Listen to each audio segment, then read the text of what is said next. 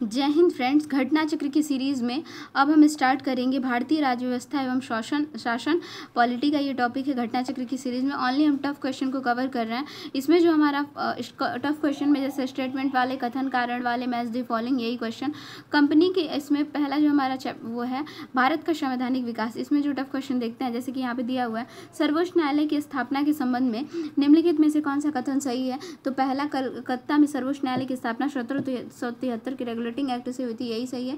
लेमेस्टर यहाँ का जो मुख्य न्यायाधीश नहीं था, एलिजा एम्पे थे। उसके बाद दिया है नियंत्रण परिषद की स्थापना जो है वो पिट्स इंडिया एक्ट जो है 1784 से, सर्वोच्च न्यायालय की नियामक 1773 से, इंग्लिश मिशनरियों के भारत में कार्य अनुमति, ये जो है ये हुआ था तीसरा। सी का तीसरा है चार्टर अधिनियम 1813 से। एक मिनट, नियंत्रण का तो पिट्स इंडिया एक्ट हो गया, ठीक है, और इसका जो हो गया 1773 सर्वोच्च न्यायालय वाला। फिर सी का जो हो जाएगा इंग्लिश मिशनरियों को भारत में कार्य की अनुमति 1813। गवर्नर जनरल की परिषद में कानूनी सदस्य की नियुक्ति है वो 1833 का अधिनियम है। उसके बाद हम नेक्स्ट क्वेश्चन देखते हैं। नेक्स्ट दिया है यहाँ पे, निम्नलिखित में से किन में से भारत में अंग्रेजी शिक्षा की नींव पड़ी थी। तो इसमें हो जाएगा डी, तीनों से। 1813 की charter act, general committee of public instruction 1823 से, और प्राच्यविद एवं आंग्लविद विवाद से, ठीक है। उसके बाद हम नेक्स्ट देख लेते हैं। नेक्स्ट क्वेश्चन है यहाँ पे, चार्टर एक्ट 1813 के संबंध में निम्नलिखित कथनों पर विचार कीजिए। क्या कह रहा है कि इसने भारत में ईस्ट इंडिया कंपनी के व्यापार को, एकाधिपत्य को, चाय तक का व्यापार तथा चीन के साथ व्यापार को छोड़कर समाप्त कर दिया, पहला सही है। उसके बाद दूसरा कह रहा है, इसने भारत द्वारा अधिकार में लिए गए भारतीय राज्य क्षेत्रों पर ब्रिटिश काउंट की संप्रभुता को सुदृढ़ कर दिया, दूसरा भी सही है।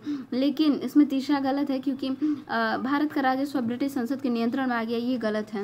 क्यों? तो देखिए 1813 का जो ब्रिटिश इंडिया कंपनी का व्यापारिक एकाधिकार था वो चीन चाय के व्यापार पे एकाधिकार बना रहा था। साथ ही इस एक्ट के माध्यम से कंपनी द्वारा अधिकृत भारतीय राज्य क्षेत्रों में ब्रिटिश काउंट की संप्रभुता को सुदृढ़ में किया गया। इस एक्ट से हालांकि कंपनी को 20 वर्षों के लिए इन क्षेत्रों का अधिकार और राजस्व सौंपा था, तथापि यह ब्रिटिश क्राउन की संप्रभुता के प्रतिकूल नहीं था।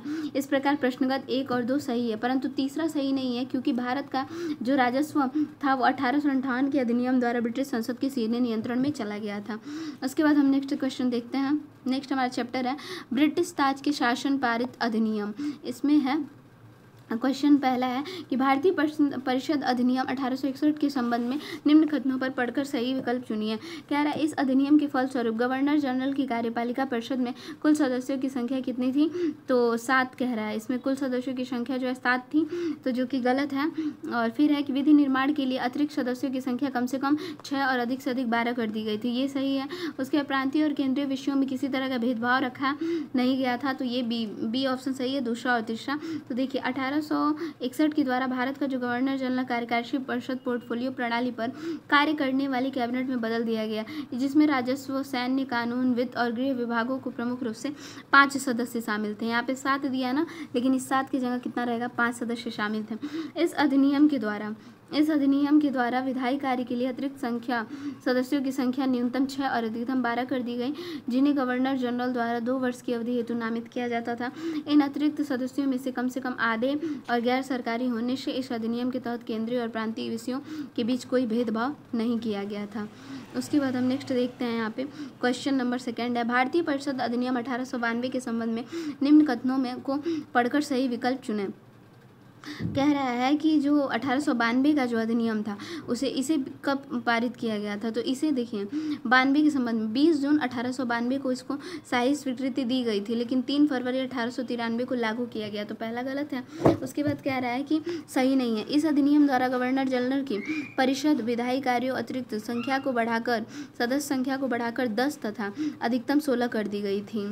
तो देखिए इसमें 24 कह रहा है, तो ये भी कुछ गलत ही है सदस्य। उसके बाद है देखिए उसके बाद दिया है ना, इन अतिरिक्त सदस्यों में 6 सरकारी सदस्य, 10 गैर सरकारी सदस्यों की व्यवस्था थी। उल्लेखनीय इन गैर सरकारी सदस्यों में भारतीय और यूरोपीय दोनों थे, जो क्राउन एवं सैन्य नागरिकों की सेवा में न हो शामिल, मतलब दूसरा भी इसमें सही नहीं है। और इसमें कह रहा है कि 1892 के अधिनियम के तहत सदस्यों को वार्षिक बजट पर बहस करने का तथा सरकार से 6 दिन की पूर्व नोटिस पर प्रश्न पूछने का अधिकार दिया गया, परंतु पूरक प्रश्न पूछने का अधिकार नहीं था। लेकिन यहाँ क्या कह रहा है, पूरक प्रश्न, इसलिए तीनों ही जो है इसमें गलत है। नेक्स्ट क्वेश्चन हम देखते हैं। नेक्स्ट जो है नेक्स्ट हमारा जो टफ क्वेश्चन है ये है स्टेटमेंट वाले क्वेश्चन है कि 1919 के भारत शासन अधिनियम की निम्नलिखित में से कौन सी प्रमुख विशेषता है। तो इसमें हो जाएगा प्रांतों की कार्यकारिणी सरकार में द्वैध शासन की व्यवस्था ये है, और उसके बाद केंद्र द्वारा प्रांतों की विधायी शक्ति का हस्तांतरण। तो तीसरा है, पहला और तीसरा है। मुसलमानों के लिए पृथक सांप्रदायिक निर्वाचक मंडल जो है वो 1919 नहीं 1909 के अधिनियम से था। देखिए 1909 के अधिनियम में ही कर दिया गया था ये जो मुसलमानों का पृथक निर्वाचन मंडल वाला जो था। उसके बाद हम नेक्स्ट देखते हैं भारत सरकार अधिनियम 1919 में प्रांतीय सरकार के कार्य आरक्षित, रिजर्व और अंतरित ट्रांसफर्ड विषयों के अंतर्गत बांटे गए थे। तो और इसमें आरक्षित विषय माने जाते हैं कौन कौन से, तो सी ऑप्शन हो जाएगा, जैसे कि न्याय प्रशासन, भू राजस्व और पुलिस, ये जो है आरक्षित विषय माने जाते हैं। अभी हम एक बार यहाँ पढ़ लेते हैं कि जो भारत सरकार का 1919 की एक प्रमुख विशेषता प्रांतों में द्वैध शासन की स्थापना की गई। इस प्रणाली के तहत प्रांतीय सरकार को दो भागों में बांटा गया, एक आरक्षित और दूसरा हस्तांतरित। और आरक्षित विषयों में कौन कौन से आते थे, तो न्याय प्रशासन था, भू राजस्व था और वित्त था, पुलिस थी, सिंचाई आदि थी। और जबकि हस्तांतरित विषय में स्थानीय सुशासन, शिक्षा, स्वास्थ्य, कृषि आदि को रखा गया था। तो ये इंपॉर्टेंट है, ये हम एक बार और देख लेते हैं कि आरक्षित विषय में क्या था, तो न्याय प्रशासन, भू राजस्व, वित्त और पुलिस और सिंचाई था, ये आरक्षित में था। हस्तांतरित में क्या था, तो हस्तांतरित विषय में था स्थानीय सुशासन, शिक्षा, स्वास्थ्य और कृषि आदि को रखा गया था। फिर नेक्स्ट हम टफ क्वेश्चन की ढूंढते हैं, तो यहाँ पे है क्वेश्चन नंबर 16। 1919 के मॉन्टेग्यू चैम्सफोर्ड सुधारों में 21 वर्ष से अधिक आयु की सभी महिलाओं को मताधिकार की संस्तुति की गई थी, तो ये गलत है। और 1935 के गवर्नमेंट ऑफ इंडिया एक्ट में विधानमंडलों में महिलाओं को आरक्षित स्थानों का प्रावधान किया गया था, तो बी ऑप्शन सही है, केवल 2 इसमें सही हो जाएगा। और क्यों है, तो देखिए जो दिया है कि महिलाओं को मताधिकार प्रदान किया गया था, परंतु ये सीमित वर्ग की महिलाओं को, सभी महिलाओं को नहीं, लेकिन वहाँ सभी कह रहा है तो इसलिए गलत है। उसके बाद नेक्स्ट है भारतीय सिविल सेवा के संदर्भ में निम्नलिखित कथनों में कौन सा कथन सही है, तो देखिए इसमें हो जाएगा भारत सरकार अधिनियम 1919 में भारतीय सिविल सेवा के लिए एक अलग परीक्षा का प्रावधान किया गया जो भारत में होनी थी। भारतीय सिविल सेवा में 1941 में भारतीयों का प्रतिशत यूरोपवासियों से अधिक था, तो सी ऑप्शन 1 और तथा 2 दोनों हैं, दोनों जो है ये सही हैं, ठीक है, दोनों सही है कि सिविल सेवा के लिए क्या था, 1919 में भारतीय सिविल सेवा के लिए एक अलग परीक्षा का प्रावधान था। 1941 में क्या था, सिविल सेवा में 1941 में भारतीयों का प्रतिशत यूरोपवासियों से अधिक हो गया था। फिर नेक्स्ट हम देखेंगे केंद्रीय विधानसभा का निम्नलिखित में से कौन सा निर्वाचन भारत शासन अधिनियम 1919 के तहत हुआ था, इसका हो जाएगा 1926 और 1945 का, ए और सी सही हो जाएगा। 1926 और 1945 का जो केंद्रीय विधानसभा चुनाव था वो 1919 के तहत हुआ था। उसके बाद हमारा नेक्स्ट क्वेश्चन है, नेक्स्ट है निम्नलिखित में से एक भारत सरकार अधिनियम 1935 की मुख्य विशेषताओं में नहीं था, तो अवशिष्ट विषय प्रांतीय विधायिका को आवंटित किए गए थे, ये जो है बी नहीं था, बी ऑप्शन जो है ये नहीं था। उसके बाद है नेक्स्ट है ये निम्नलिखित में से कौन सा एक भारत शासन अधिनियम 1935 में स्वीकार किया हुआ महत्वपूर्ण और अस्थायी अव्यय नहीं है, तो कौन सा देश के लिए लिखित संविधान, कौन सा नहीं है, तो देश के लिए लिखित संविधान नहीं है। फिर हम देखेंगे अब हमारा चैप्टर स्टार्ट होता है संविधान सभा एवं संविधान निर्माण प्रक्रिया। इसमें भी ओनली हम टफी क्वेश्चन को देखते हैं, जैसे इसमें दिया हुआ है क्वेश्चन नंबर 4 है क्रिप्स मिशन के प्रस्ताव के संदर्भ में निम्नलिखित कथनों पर विचार कीजिए। क्या है, तो देखिए संविधान सभा में प्रांतीय विधानसभाओं और सभा ही साथ ही भारतीय रियासतों द्वारा नामित सदस्य होंगे, तो क्या ये सही है, गलत है। और नया संविधान स्वीकार करने के लिए जो भी प्रांत तैयार नहीं होगा उसे यह अधिकार होगा कि वह अपनी भावी स्थिति के बारे में ब्रिटेन के साथ अलग संधि पर हस्ताक्षर करें, तो इसका राइट आंसर जो बी हो जाएगा, केवल 2। क्यों, और ये क्यों गलत है कि संविधान सभा में प्रांतीय विधानसभा और साथ ही भारतीय रियासतों द्वारा नामित सदस्य होंगे, तो ये जो है ये गलत है। और सही, सॉरी इसमें बी, हाँ ये पहला गलत है और दूसरा जो है केवल दूसरा जो है ये सही है। और देख लेते हैं इसमें क्या हुआ था कि 1942 का जो भारतीय नेताओं से वार्ता के लिए ब्रिटिश सरकार ने स्ट्रैफर्ड क्रिप्स को एक मिशन भारत भेजा था, कौन सा, तो युद्ध की इसमें क्या क्या शामिल था, युद्ध की समाप्ति के बाद संविधान निर्माण करने के लिए एक संविधान सभा का गठन, संविधान सभा में प्रांतीय विधानसभा तथा निर्वाचित सदस्य तथा भारतीय रियासत द्वारा, लेकिन वहाँ पे भारतीय रियासत नहीं दिया हुआ है, देखिए यहाँ पे भारतीय रियासत का जिक्र नहीं है, सिर्फ यहाँ पे क्या क्या है, संविधान सभा, प्रांतीय विधानसभा और साथ ही भारतीय रियासत, प्रांतीय विधानसभा और साथ ही भारतीय रियासत द्वारा निर्वाचित सदस्य जो है नामित सदस्य शामिल होंगे। निर्वाचित सदस्य तथा भारतीय, इसमें देखिए कन्फ्यूजन कहाँ हो रहा है, प्रांतीय विधानसभा द्वारा निर्वाचित सदस्य कह रहा है ना, प्रांतीय विधानसभा द्वारा, और यहाँ क्या कह रहा है कि प्रांतीय विधानसभा और भारतीय रियासतों द्वारा नामित सदस्य। मतलब कन्फ्यूजन समझ में आया कि प्रांतीय विधानसभा के द्वारा कैसे सदस्य होंगे, तो देखिए निर्वाचित सदस्य होंगे, और यहाँ पे क्या दिया, दोनों एकदम नामित कह दिया, और भारतीय रियासतों द्वारा कैसे होंगे, तो नामित सदस्य होंगे। तो ये कन्फ्यूजन था। भारत को डोमिनियन राज्य का दर्जा दिया जाएगा। यदि कोई प्रांत नया संविधान स्वीकार करने के लिए तैयार नहीं होगी तो वो अपना अलग संघ और पृथक संविधान बना सकेगा। साथ ही यह अधिकार होगा कि वो अपनी भावी स्थिति के बारे में ब्रिटिश सरकार के साथ अलग से संधि पर हस्ताक्षर करें। उसके बाद हम नेक्स्ट क्वेश्चन पे देखते हैं कौन सा है। नेक्स्ट क्वेश्चन है कि वेवेल योजना के अनुसार कार्यकारी परिषद में हिंदू और मुस्लिम सदस्यों की संख्या समान होनी थी। वेवेल का विचार था कि ऐसी व्यवस्था से भारत का बंटवारा बच जाता है। तो कथन सही और कारण गलत है, क्योंकि वेवेल योजना के अनुसार कार्यकारी परिषद में हिंदू और मुस्लिम सदस्यों की संख्या समान होनी थी, ये गलत था। और विचार था कि ऐसी व्यवस्था से भारत का बंटवारा बच जाता है, तो आर तो कथन सही है कि कार्यकारी परिषद में हिंदू और मुस्लिम सदस्यों की संख्या समान, ये सही है। कारण गलत है कि भारत का बंटवारा बच जाता है, ये गलत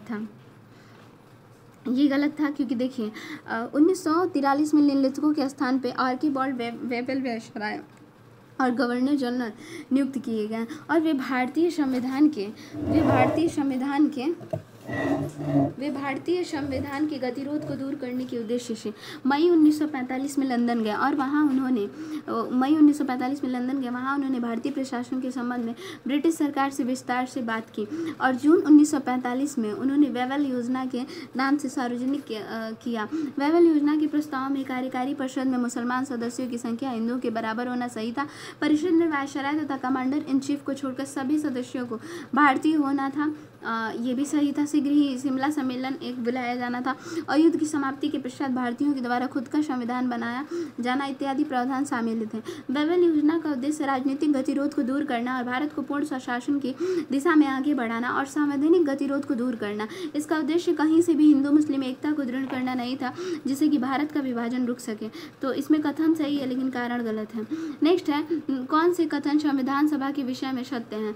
तो इसमें पूछा कौन से कथन संविधान सभा के विषय में सत्य हैं, तो इसका हो जाएगा वह बहुदलीय निकाय थी, ये सत्य है, और उसने अनेक समितियों के माध्यम से कार्य किया, ये भी सत्य है। तो तीसरा और चौथा सही है।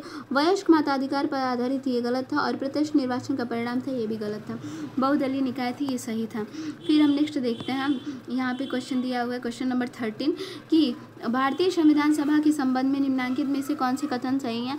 यह वयस्क मताधिकार पर आधारित नहीं थी, तो ये तो सही है। यह प्रत्यक्ष निर्वाचन का परिणाम थी, ये गलत है। यह बहुदलीय संरचना नहीं थी, तो ये भी गलत है। यह कई समितियों के माध्यम से कार्यरत थी, तो सही है।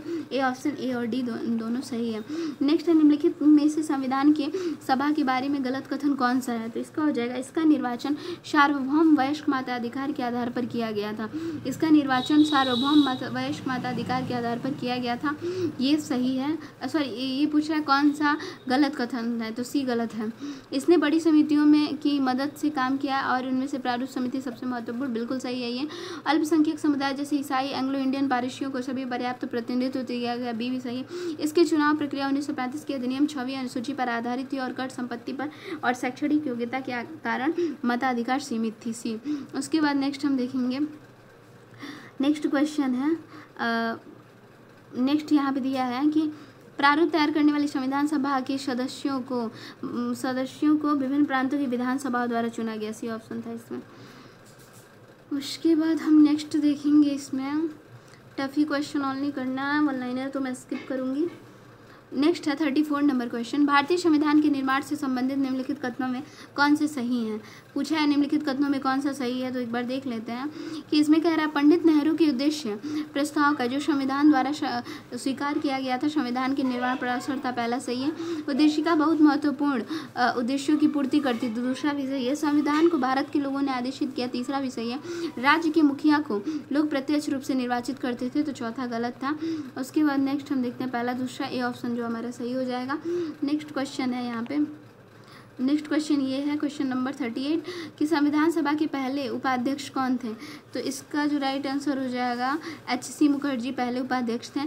प्रारूप समिति के मूलतः एकमात्र कांग्रेसी सदस्य कौन थे? तो KM मुंशी थे। राजस्थान की रियासतों का प्रतिनिधित्व करने वाले संविधान सभा के सदस्य थे VT कृष्णमाचारी थे। और संघ संविधान समिति के अध्यक्ष कौन थे? तो ये थे जवाहरलाल नेहरू। उसके बाद नेक्स्ट क्वेश्चन हम देखते हैं। टफ क्वेश्चन की सीरीज में हमारा जो नेक्स्ट क्वेश्चन है वो है 54 नंबर। तृतीय गोलमेज सम्मेलन के विचार विमर्श की परिणति सरकार अधिनियम 1935 के पारित होने के रूप में हुई थी। और भारत सरकार अधिनियम 1935 ने ब्रिटिश भारत के सूबों और भारतीय रियासतों के एक संघ पर आधारित ऑल इंडिया फेडरेशन के गठन का उपबंध किया था। सी ऑप्शन सही है, 1 और 2 दोनों। तो 1932 में जो मतलब 1 और 2 दोनों सही है। 1932 में लंदन में आयोजित तीसरे और अंतिम गोलमेज में कांग्रेस ने भाग नहीं लिया था। ठीक है, इस सम्मेलन में भारत सरकार अधिनियम 1935 के लिए एक ठोस योजना अंतिम रूप में पेश किया गया, जिसमें ब्रिटिश भारत के सूबों और भारतीय रियासतों को एक संघ पर आधारित ऑल इंडिया फेडरेशन भारत संघ नाम से गठन किया गया था। उसके बाद हमारा नेक्स्ट क्वेश्चन है कि भारत का संविधान देश की आवश्यकताओं की पूर्ति करता है, इसको एक गृहस्थ संविधान भी कहा जाता है। तो AR दोनों सही है भाई, कथन तो दोनों सही है, लेकिन ये व्याख्या नहीं करता है, गृह संविधान नहीं मतलब व्याख्या नहीं करता है। उसके बाद नेक्स्ट क्वेश्चन है, नेक्स्ट क्वेश्चन हम देखते हैं संविधान की प्रमुख समितियों में आ गया है। तो संविधान की प्रमुख समितियों में हम देखेंगे इम्पोर्टेंट क्या है, इम्पॉर्टेंट क्या है। एक बार समितियों में भी इम्पॉर्टेंट हम जो क्वेश्चन है, पहली बात तो सारा वन लाइनर ही दिया है, तो यहाँ पे हम समितियाँ एक नज़र में देख लेते हैं। देखिए कि संघीय संविधान समिति पंडित जवाहरलाल नेहरू, प्रक्रिया विस्मय जो नियमों के संबंधी डॉक्टर राजेंद्र प्रसाद, संचालन डॉक्टर राजेंद्र प्रसाद करते थे, प्रारूप डॉक्टर भीमराव अम्बेडकर ने बनाया था। मौलिक अधिकारों अल्पसंख्यकों एवं जनजाति अपवर्जित क्षेत्रीय संबंधी सलाहकार समिति वल्लभ भाई पटेल की थी। मूल अधिकार JV कृपलानी, अल्पसंख्यक HC मुखर्जी और पूर्वोत्तर सीमांत जाति गोपीनाथ बारदुलाई थी। और अपवर्जित और आंशिक रूप से अपवर्जित क्षेत्रों की संबंधी उपसमिति जो थी एवे ठक्कर थी। संघीय शक्तियों से संबंधित समिति पंडित जवाहरलाल नेहरू थी। प्रांतीय संविधान समिति सरदार वल्लभ भाई पटेल, कार्य संचालन समिति KM मुंशी, सदन समिति P पट्टाभी सीतारमैया, राष्ट्रीय ध्वज संबंधी तदर्थ समिति डॉक्टर राजेंद्र प्रसाद, संविधान सभा के कार्यकरण संबंधी समिति GV मावलंकर, राज्य संबंधी समिति पंडित जवाहरलाल नेहरू, वित्त एवं स्टाफ समिति डॉक्टर राजेंद्र प्रसाद और प्रत्यय पत्र संबंधी अल्लादी कृष्णा स्वामी अय्यर थी। उसके बाद इसमें तो सारा जो है वन लाइनर ही दिया। एक क्वेश्चन यहाँ पे है, संविधान सभा समिति और इसके अध्यक्ष दिया। मूल अधिकार समिति जो थी उसके अध्यक्ष कौन थे? तो सरदार पटेल थे। देखिए यहाँ पे दिया हुआ है, सरदार पटेल थे मूल अधिकार का।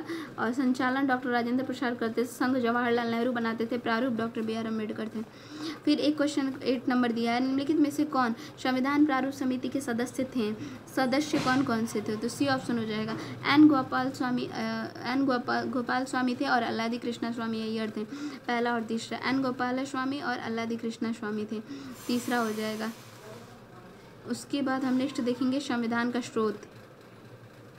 संविधान का स्रोत देख लेते हैं। संविधान के स्रोत के बारे में हम देखेंगे तो इसमें भी सारा वन लाइनर ही दिया है। एक क्वेश्चन यहाँ है, सूची भारत के संविधान के लक्षण और किस देश से गृहीत हैं?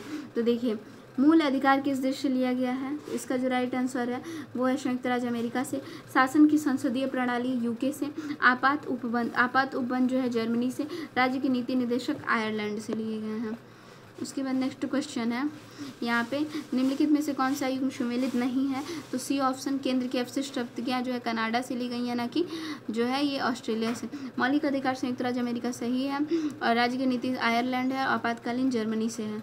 उसके बाद नेक्स्ट क्वेश्चन यहाँ पे है कि संवैधानिक प्रावधान जैसे दिया है, मौलिक अधिकार अमेरिका के अधिकार पत्र से है मौलिक अधिकार। और इसके बाद है नीति निदेशक आयरिश से और मंत्रिमंडल ब्रिटिश संविधान से, केंद्र राज्य संबंध कनाडा के संविधान से लिया गया है। उसके बाद नेक्स्ट हम क्वेश्चन देखते हैं, संवैधानिक प्रावधान और स्रोत दिया हुआ है। तो देखिए इसमें है D ऑप्शन, जैसे कि विधि का शासन इंग्लैंड, विधि द्वारा स्थापित प्रक्रिया जापान, और राष्ट्रपति के विचारार्थ राज्यपाल द्वारा विधेयक, तो ये हो जाएगा कनाडा। विस्तृत उभयनिष्ठ सूची, तो ये ऑस्ट्रेलिया हो जाएगा। विधि का शासन इंग्लैंड। विधि द्वारा स्थापित प्रक्रिया जापान। राष्ट्रपति के विचारार्थ राज्यपाल द्वारा विधेयक कनाडा। विस्तृत वरिष्ठ सूची ऑस्ट्रेलिया। नेक्स्ट हम देखेंगे भारतीय संविधान के मद और जिस देश से अपनाया गया। नीति निदेशक तत्व आयरलैंड से। मूल अधिकार संयुक्त राज्य अमेरिका से। राज्य संघ राज्य संबंध डी ऑप्शन संघ राज्य का जो संबंध समवर्ती सूची ये था ऑस्ट्रेलिया से। उसके बाद है भारत राज्यों का संघ है तथा संघ अधिक शक्ति निहित है, इसका जो राइट आंसर हो जाएगा वो कनाडा। फिर नेक्स्ट हम देखेंगे भारत का संविधान सबसे अधिक लंबा हो गया। मौलिक अधिकारों का अध्याय अमेरिकन संविधान के मॉडल से लिया गया है, इसका राइट आंसर हो जाएगा ए आर। दोनों सही है और सही व्याख्या नहीं है। तो भारत का संविधान सबसे अधिक लंबा हो गया है तो ए तो सही है। और आर मौलिक अधिकारों के अध्याय अमेरिकन संविधान का मॉडल लिया गया, ये भी सही है। लेकिन मॉडल है तो क्या हम मान जाएंगे? नहीं, तो इसकी व्याख्या नहीं करता है। बस मॉडल थोड़ा सा एक सर्कल इसलिए कर देता है ताकि एग्जाम में अगर आए ना तो व्याख्या नहीं है ये समझ में आ जाए। उसके बाद हमारा चैप्टर है भारतीय संविधान के प्रमुख भाग, इससे हम देखेंगे। क्वेश्चन नंबर सेकेंड ही है, इसमें पूछा है क्रमानुसार इसमें बताना है कौन से भाग हैं। तो देखिए पहले आएगा संघ और उसका राज्य क्षेत्र आएगा, फिर नागरिकता आएगी, तो तीसरा, उसके बाद राज्य की नीति निर्देशक, सबसे लास्ट में मौलिक कर्तव्य आता है। उसके बाद नेक्स्ट हमारा क्वेश्चन है निम्नलिखित में से कौन सा सही सुमेलित नहीं है। तो पूछा है मौलिक कर्तव्य जो है भाग 4A जो ये दिया है ना, भाग 4A नहीं दिया है, सॉरी 6A दिया, ये गलत है। आई भी मतलब कि देखिए 4A में है, ये गलत दिया है। नागरिकता सही है 2 में और मौलिक अधिकार 3 में। राज्य जो संविधान का भाग 6। नेक्स्ट हम क्वेश्चन देखते हैं इसमें। क्वेश्चन नंबर 6 है विषय और संविधान का भाग दिया हुआ है। जैसे उपाधियों का अंत क्या है? तो बी ऑप्शन होगा। उपाधियों का अंत मूलाधिकार है। ग्राम पंचायतों का गठन, ये राज्य के नीति निर्देशक तत्व है। 6 से 14 वर्ष तक के लिए बालक प्रतिपाल के लिए शिक्षा के अवसर प्रदान करना, तो सी का हो जाएगा मौलिक कर्तव्य है। इंडिया भारत राज्यों का संघ है, संघ और उसका राज्य क्षेत्र, ठीक है। फिर नेक्स्ट हम देखेंगे निम्नलिखित में से कौन सा युग्म सही सुमेलित है। सी ऑप्शन है। संविधान का चौथा क जो है मौलिक कर्तव्य सही है। दूसरा नागरिकता है, तीसरा मौलिक अधिकार है और पांचवा जो है ये गलत है, पांचवा गलत है। राज्य के नीति निर्देशक तत्व जो है ये 4 है।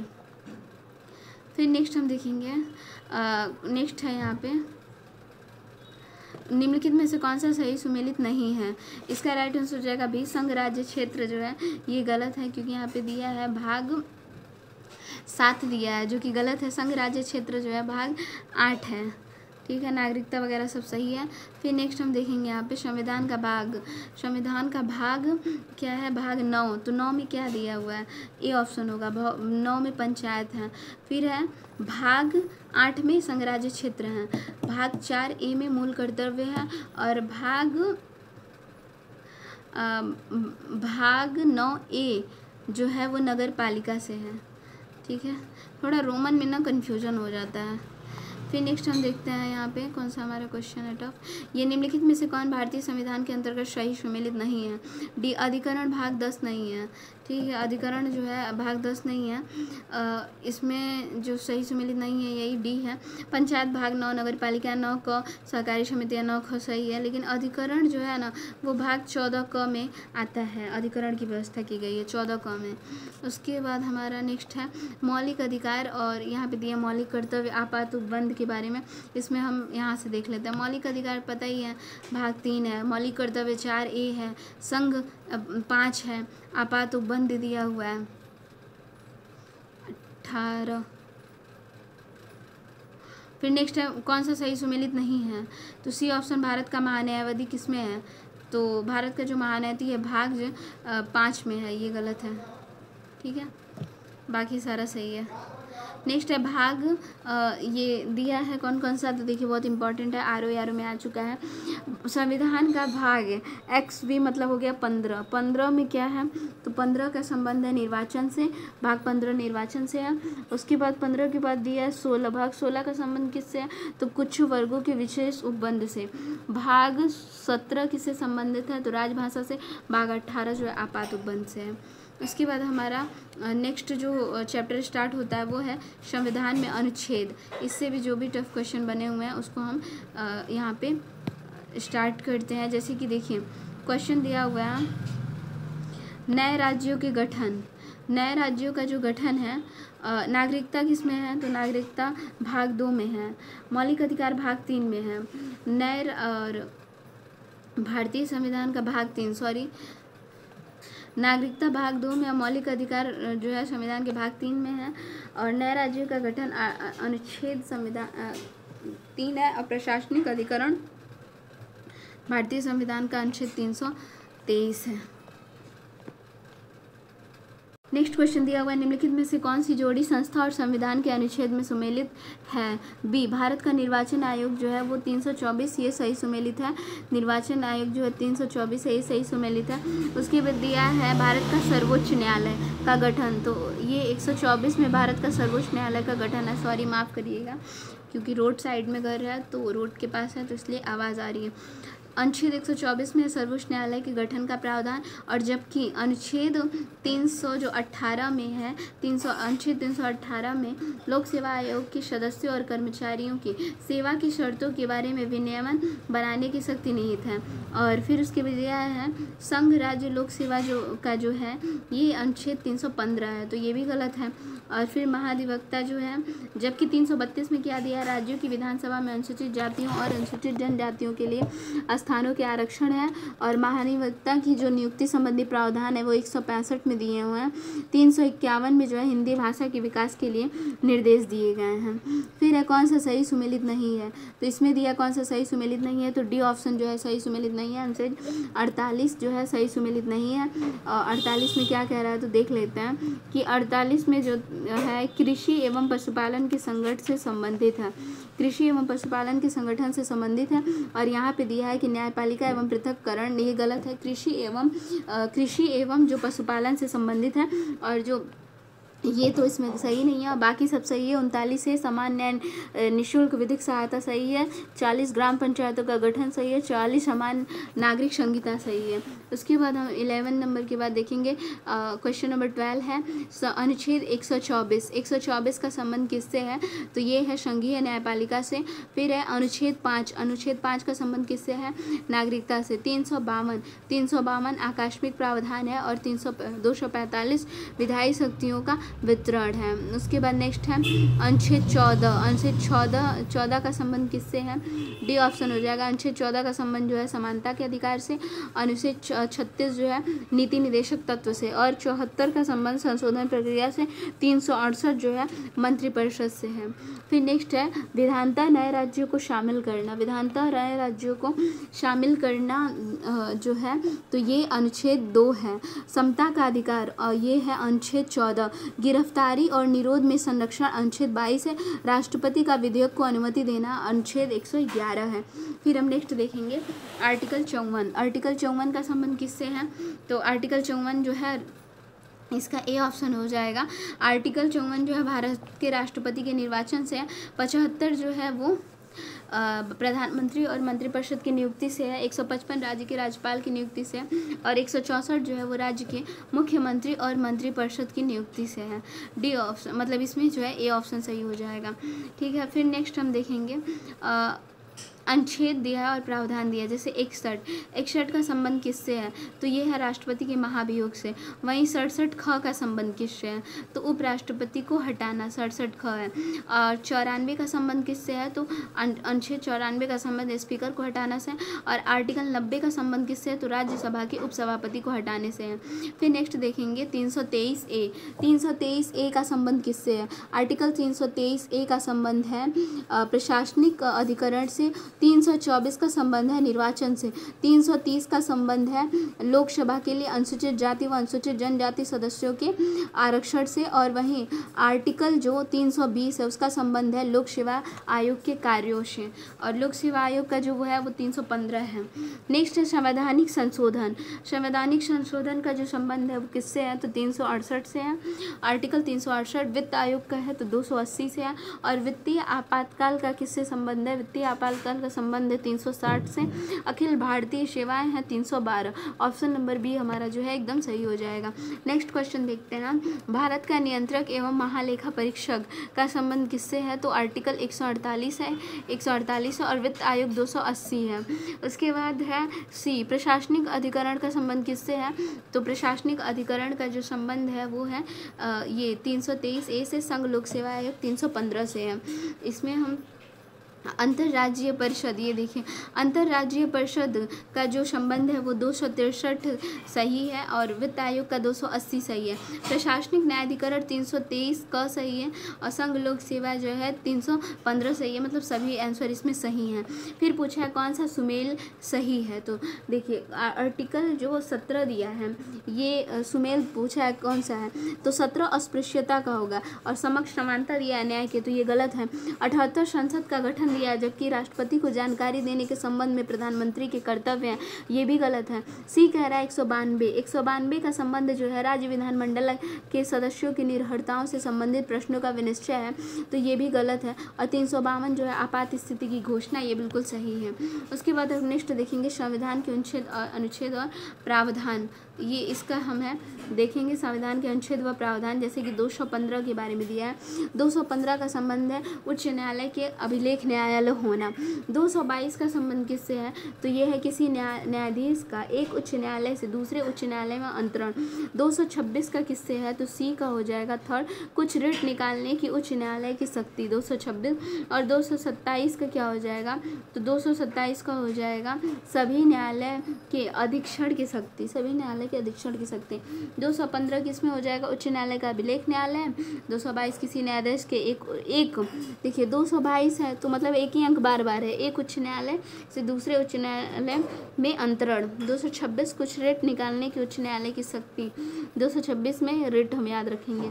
227 जो है वो न्यायालय के अधीक्षण की शक्ति है। उसके बाद हम नेक्स्ट देखते हैं यहाँ पे क्वेश्चन नंबर 24 है 76 का संबंध किससे है? तो भारत के महान्यायवादी से है, बी ऑप्शन इसमें सही होगा। और 148 जो है वो किसका संबंध है? भारत के नियंत्रक एवं महालेखा परीक्षक से। अनुच्छेद 75 एक केंद्रीय मंत्रियों की नियुक्ति से है। और अनुच्छेद 131 का संबंध किससे? सर्वोच्च न्यायालय के अधिकार से है। उसके बाद है विधि के समानता, इसमें क्वेश्चन दिया है विधि की सम्मुख समानता, तो ये है 14 आर्टिकल विधि के जो समानता है 14 से है।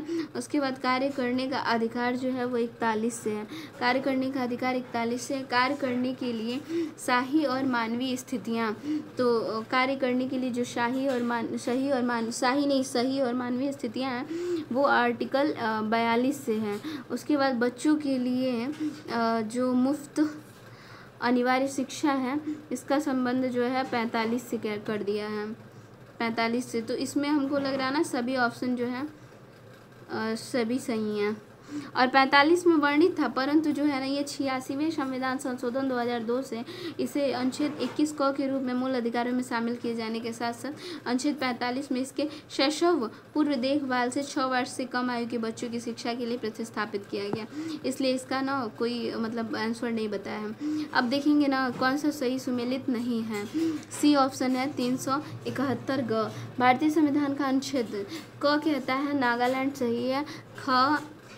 ख है, अभी इसको हम यहीं क्लियर कर देंगे थोड़ा ट्रिक से, क्योंकि इस एक क्वेश्चन तो आता ही है। ग जो है मेघालय से गलत है, ग से मणिपुर, तो ABCD से हमने इसको याद किया था। अभी हम बताते हैं इसका घ, तो देखिए क जो है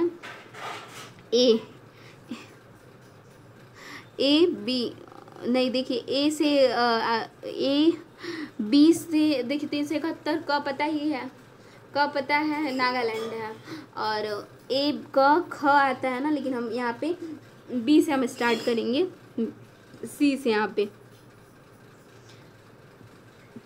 ए और बी को छोड़ देते हैं, ए को छोड़ते हैं, बी को छोड़ते हैं, और 371 का हमें याद है नागालैंड। ख को हम स्टार्ट करेंगे सी से, तो सी मतलब देखना, तो 371 ख, सी मतलब देखेंगे क्या? सी आसमान को देखो, आसमान को, सी मतलब आसमान को देखो, तो सी से आसमान हो जाएगा। उसके बाद डी से हो जाएगा दो, क्या दो? तो मड़ी दो, मतलब 371 ग मड़ी, तो 2 हमें क्या? मड़ी दो, और डी के बाद आ जाएगा ई, डी के बाद आ जाएगा ई, आंध्र प्रदेश है। ई से हो जाएगा आइस, आइस मतलब डी ई आ रहा है ना 371 ई, तो ई जब भी आएगा तो आई, आई मतलब हमारी आंखें अंधी हैं, तो आंध्र प्रदेश और तेलंगाना, और गाना गाना लगे। ई के बाद आएगा एफ, एफ का क्या हो जाएगा, तो आंध्र प्रदेश में केंद्रीय विश्वविद्यालय 371 अंग। च, ई एफ जी, जी है तो च है, तो मतलब सिक्का के लिए हर इंसान जी जी कहता है, 371 जी। एच के बाद आ जाएगा हाई, हाई हो जाते हैं रम्पी के लोग, मतलब हाई पावर मिल जाती है, तो 371 झ का हो जाएगा एच मिज़ोरम, और जी एच आई हो जाएगा अरुणाचल प्रदेश। अरुण को जब भी बोलो तो कहता है आई आई, तो 371 जो यानी कि 371 आई का अरुणाचल। आई जे का क्या हो जाएगा, तो गांव जा, जे से जा हो जाएगा 371 झ मतलब कि जा, 371 जे, जे का क्या हो जाएगा जा, कहाँ जा, गांव जा। जे के का क्या हो जाएगा कर्नाटक 371 के। तो अभी समझ में आया, हमें सी से ख मतलब 371 ख को सी से लेना है, तो सी डी ई ई, और उसके बाद ई, एफ को साइलेंट किया है, जी एच आई जे के, ऐसे याद करना है थोड़ा, इसको कई बार समझ लेंगे तो याद हो जाएगा। फिर नेक्स्ट हमारा जो चैप्टर स्टार्ट होता है वो है अनुसूचियों के बारे में दिया है। अनुसूचियों के बारे में भी हम देख लेते हैं। इसमें टफ क्वेश्चन है, निम्नलिखित कथनों पर इसको जो ये जो अभी हमने पढ़ा है जो 371 वाला, इसको मैं एक शॉर्ट वीडियो में बना के चैनल पे अपलोड कर दूंगी, क्योंकि ऐसे साथ समझ में ना आया हो। फिर है कथनों पर विचार कीजिए, कह रहा है कि कौन सा इसमें सही है। भारत के संविधान 20 भाग, भारत के संविधान में 20 भाग है, क्या सही है, गलत है।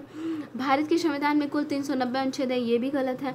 भारत के संविधान में 9वीं और 10वीं 11वीं और 12वीं अनुसूचियों संविधान संशोधन अधिनियम द्वारा जोड़ा गया था, तो क्या ये सही है, हाँ केवल 3 सही है, और इन सबको जोड़ा गया था। तो देखते हैं कैसे, कि भारत में कुल 22 भाग हैं संविधान में, और अनुच्छेद 395 हैं। संविधान में कुल 8 अनुसूचियाँ थीं तथा 9वीं 10वीं 11वीं 12वीं अनुसूचियों को जोड़ा गया।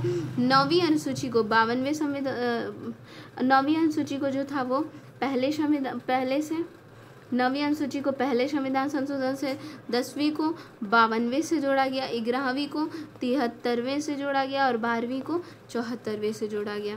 तो कुल 12 अनुसूचियाँ हो गई। उसके बाद हम नेक्स्ट देखेंगे, भारतीय संविधान की 3य अनुसूची में निम्न में से क्या उपबंधित है। तो देखिए इसका हो जाएगा संघ के मंत्री के लिए पद की शपथ का प्रारूप, संघ के मंत्री के लिए पद की शपथ का प्रारूप है, तो सी सही है। उसके बाद दिया है संघ के मंत्री के लिए पद की शपथ का प्रारूप है, सही है। उसके बाद दूसरा उच्चतम न्यायालय के मुख्य न्यायाधीश द्वारा ली जाने वाली शपथ का प्रारूप है 3य अनुसूची में, तो ये भी सही है, दूसरा भी। और उसके बाद चौथा कह रहा है संसद के सदस्य द्वारा ली जाने वाली शपथ का प्रारूप, चौथा भी सही है। 1, 2, 4 सही है, तीसरा जो है ये गलत है। राष्ट्रपति पद की शपथ का प्रारूप इसमें नहीं है, क्योंकि राष्ट्रपति पद की शपथ का जो है ना वो संविधान के अनुच्छेद 60 में दिया गया है। और एक बार और देख लेते हैं कि जो 3य अनुसूची जो है इसमें कौन कौन से लोग शपथ का प्रावधान है, जैसे संघ के मंत्री, संसद के निर्वाचन के अभ्यर्थी, संसद के सदस्य, उच्चतम न्यायालय के न्यायाधीश, भारत के नियंत्रक महालय का परीक्षक, किसी राज्य के मंत्री, राज्य विधानमंडल के निर्वाचन के अभ्यर्थी, राज्य विधानमंडल के सदस्य, उच्च न्यायालय के न्यायाधीश। और ये राष्ट्रपति का नहीं होगा, कन्फ्यूजन रहता है इसलिए मैं इसको दूर कर दी। अब यहाँ पे दिया है 3य अनुसूची, 3य अनुसूची में क्या है, शपथ एवं प्रतिज्ञान है। 4th में क्या है, राज्य विधान परिषद स्थानों का गठन है, मतलब ऊपर नीचे। 7वीं अनुसूची में क्या है, तो 7वीं अनुसूची में है ये संसद और राज्य विधानमंडल द्वारा बनाई गई विधियों की विषय सूची। 8वीं में जो है वो भाषाएँ हैं, 8वीं में क्या है, भाषाएँ हैं। उसके बाद नेक्स्ट हम देखेंगे यहाँ पे संविधान की अनुसूची। 4th में क्या है, तो 4th में सी ऑप्शन, 4th में है राज्यसभा। 6th में क्या है, तो 6th में है जनजातीय क्षेत्र।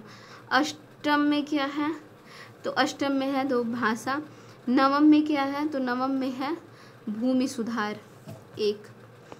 फिर नेक्स्ट हम देखते हैं 7वीं अनुसूची के बारे में। 7वीं अनुसूची है तो सी ऑप्शन, 7वीं अनुसूची का तीसरा है विधायी शक्तियों का वितरण है। 8वीं अनुसूची भाषाओं से है, 8वीं भाषाओं से। 9वीं जो अनुसूची है वो किससे है, तो 9वीं जो अनुसूची है वो कुछ अधिनियमों के विधिमान्यकरण से है। 10वीं जो है वो दल परिवर्तन के आधार पर निर्भरता से है। तो इसका राइट आंसर सी हो जाएगा। फिर नेक्स्ट हम देखते हैं 7वीं अनुसूची का संबंध किससे है, तो इसका डी होगा। 7वीं अनुसूची का संबंध है संघ राज्य तथा समवर्ती सूची से। 8वीं सूची का संबंध किससे है, भाषाओं से। 9वीं अनुसूची का संबंध किससे है, कुछ अधिनियमों का विधिमान्यकरण से। 10वीं जो है वो दल परिवर्तन के आधार पर निर्भरता से है। इसका जो राइट आंसर हो जाएगा वो डी होगा। फिर नेक्स्ट हम क्वेश्चन देखते हैं 14 नंबर। भारत की संसद किसी कानून विशेष के भारत के संविधान की 9वीं, यहाँ पे क्वेश्चन कट गया है, ये क्वेश्चन कट गया है, इसको मैं क्वेश्चन को फिर स्किप करती हूँ। IAS प्री 2018 का क्वेश्चन था, इसको स्किप करती हूँ, इसको बुक से पढ़ लें। अब नेक्स्ट क्वेश्चन है, यहाँ पे दिया हुआ है क्वेश्चन नंबर 17। संघीय सूची में कितने मतलब वो हैं, तो 97 प्रविष्टियाँ हैं। राज्य सूची में 66 प्रविष्टियाँ हैं और समवर्ती सूची में 47 प्रविष्टियाँ। ठीक है। फिर नेक्स्ट क्वेश्चन है यहाँ पे, ये रहा, निम्नलिखित में से कौन सा सही सुमेलित नहीं है। 23 नंबर क्वेश्चन है। तो सी, राज्यसभा में सीटों का बंटवारा जो है ये द्वितीय अनुसूची नहीं है, द्वितीय अनुसूची नहीं है। राज्यसभा में सीटों का बंटवारा द्वितीय अनुसूची नहीं है। इसका जो राइट आंसर हो जाएगा चौथी अनुसूची है। तो कौन सा सही सुमेलित नहीं है, तो सी नहीं है। उसके बाद नेक्स्ट हम देखते हैं इसमें। अब हमारा क्वेश्चन 27 है। भारत के संविधान के अंतर्गत विषय तथा संबंधी सूची के बारे में कौन सा युग्म जो है सुमेलित नहीं है, तो बी ऑप्शन है। शेयर बाजार जो है वो समवर्ती सूची, ये जो है ये सुमेलित नहीं है, क्योंकि देखिए शेयर बाजार जो है ये संघीय सूची में है, शेयर बाजार या डाकघर ये जो है संघीय सूची में है, तो बी ऑप्शन हो जाएगा, ये समवर्ती सूची में नहीं है। वन समवर्ती सूची में, डाकघर बचत बैंक संघीय सूची में, जन स्वास्थ्य राज्य सूची में है। फिर नेक्स्ट क्वेश्चन हम देखते हैं इसमें, केंद्र सूची, केंद्र सूची का क्या है, तो जनगणना जो है केंद्र सूची में है। उसके बाद है राज्य सूची में पुलिस और सार्वजनिक व्यवस्था, समवर्ती सूची में क्या है, तो ये जनसंख्या एवं नियंत्रण और परिवार नियोजन है। फिर है अवशिष्ट विषय अंतरिक्ष अनुसंधान है। उसके बाद हम नेक्स्ट क्वेश्चन देखेंगे, भारतीय संविधान के निम्नलिखित में से कौन सा प्रावधान शिक्षा पर प्रभाव डालते हैं, कौन कौन से प्रावधान हैं, तो राज्य के नीति निदेशक तत्व, ग्रामीण और शहरी स्थानीय निकाय भी हैं, फिर है पंचम अनुसूची भी है और षष्ठम अनुसूची भी है, सप्तम अनुसूची, ये सभी जो है प्रावधान शिक्षा पर प्रावधान डालते हैं, ये सब सही है। उसके बाद हम नेक्स्ट क्वेश्चन देखते हैं,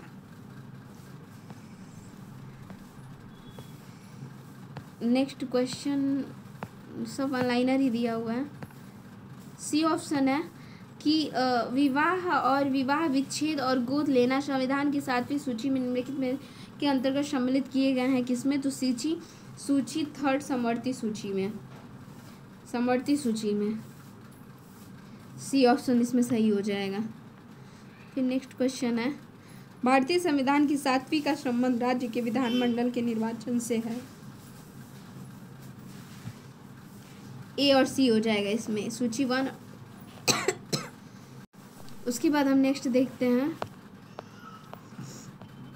और नेक्स्ट यहाँ पे है, यदि किसी विशिष्ट क्षेत्र को भारत के संविधान की 5वीं अनुसूची के अधीन लाया जाए तो निम्नलिखित कथनों में से कौन सा एक इसके परिणाम को सर्वोत्तम रूप से प्रतिबंधित करेगा, तो इससे जनजातीय लोगों की जमीनें और गैर जनजातीय लोगों का आंतरिक करने पर रोक लगेगी, ए ऑप्शन जो है वो सही हो जाएगा।